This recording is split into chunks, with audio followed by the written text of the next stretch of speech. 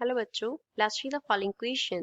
The capacity of a parallel plate capacitor with no dielectric substance but with a separation of 0.4 centimeter is 2 microfarad.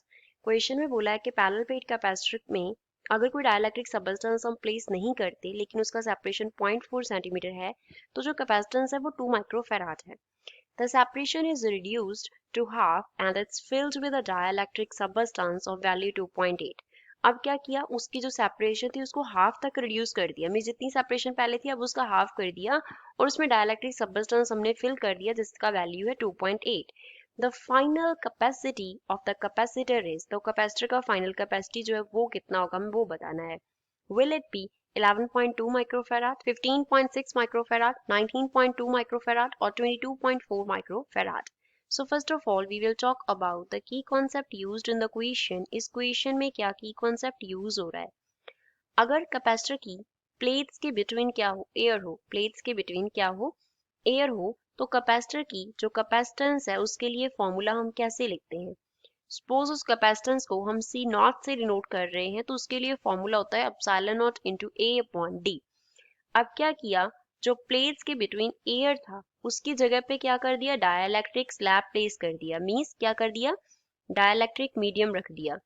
Dielectric medium, तो dielectric medium का अगर dielectric constant के है तो जो capacitance होगा new, तो जो न्यू कैपेसिटेंस होगा सपोज हम उसको डिनोट कर रहे हैं बाय सी, तो C will be equals to K times of C not where K is the dielectric constant. K क्या डिनोट करता है, डाइलेक्ट्रिक मीडियम के डाइलेक्ट्रिक कांस्टेंट को डिनोट करता है. तो कैपेसिटेंस जो है वो इंक्रीज हो जाती है के टाइम्स. क्वेश्चन में हमें दिया है कि अगर तो जो प्लेट सेपरेशन है डी, डी क्या डिनोट करता है, प्लेट सेपरेशन होती है.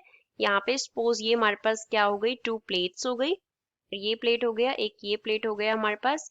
इसका जो सेपरेशन है यहाँ पे वो डी से हम डिनोट कर रहे हैं, एरिया ए है.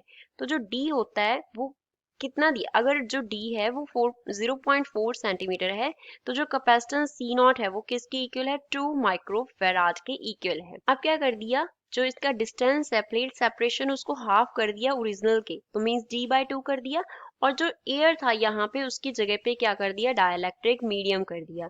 एयर की जगह पे क्या हो गया अब, डाइलेक्ट्रिक मीडियम हो गया. तो डाइलेक्ट्रिक मीडियम हो गया तो वी नो दैट उसका कैपेसिटेंस बढ़ेगा.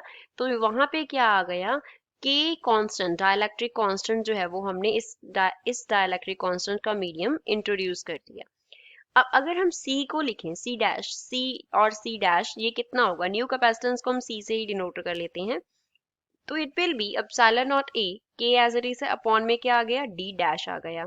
तो यहाँ से हम क्या लिखेंगे, C will be K epsilon not A upon D dash की जगह पे D बाय 2 लिख लेते, तो 2 ऊपर चला गया, विच मीन्स न्यू कैपेसिटेंस क्या होगी, 2 इंटू के into epsilon not into A upon D होगा.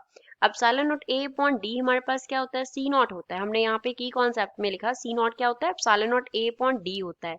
Which means we can write that new capacitance will be 2 into K into C naught होगी. अब यहाँ पे K and C naught को हम फिल कर देंगे. So जो C है वो किसके इक्वल आ गया, K का जो वैल्यू है वो हमें गिवन है 2.8 एंड C naught जो है वो हमें कितना गिवन है, it is given equals to 2 microfarad. तो यहाँ से C आ गया 2 into 2.8 which means capacitance C will be 11.2 and units क्या होंगे, microfarad. So this is final answer for the given question. तो given option में से A जो है वो इस question का correct answer है. I hope you understood it well. Thanks.